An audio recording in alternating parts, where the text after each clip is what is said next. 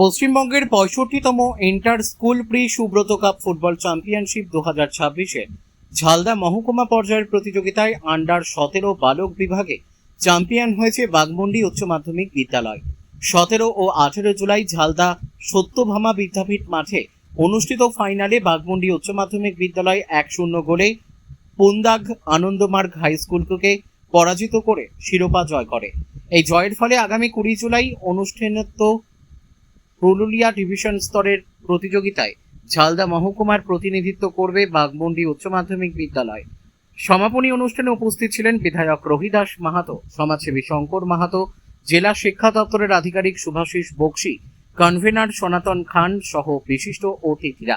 Champion দলকে অভিনন্দন জানিয়ে ডিভিশন স্তরের জন্য শুভেচ্ছা জানান বিদ্যালয়ের ভারপ্রাপ্ত প্রধান শিক্ষক Rashid Khan.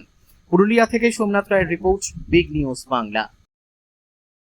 65তম Subroto cup football inter school championship 2026 গত 17 এবং 18 জুলাই আমাদের অনুষ্ঠিত হয়ে গেল।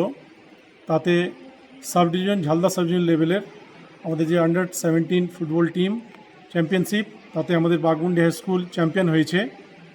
পুন্দাগ আনন্দমার্গ হাই স্কুলকে আমাদের 1-0 গোলে পরাজিত করে তারা চ্যাম্পিয়ন হয়েছে। এবং পরবর্তী ধাপ হলো আমাদের ডিস্ট্রিক্ট লেভেলে আগামী কালকে আরও ফাইনাল খেলা রয়েছে।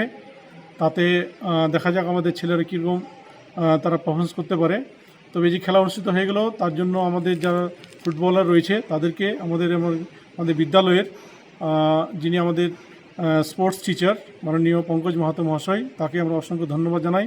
তার উদ্যোগেই এই ছেলেমেয়েরা তারা ফুটবল খেলা প্রদর্শন করলো।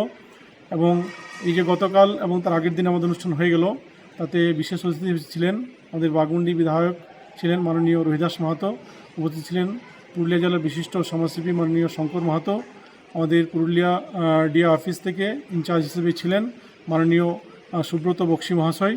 তার সঙ্গে ছিলেন আমাদের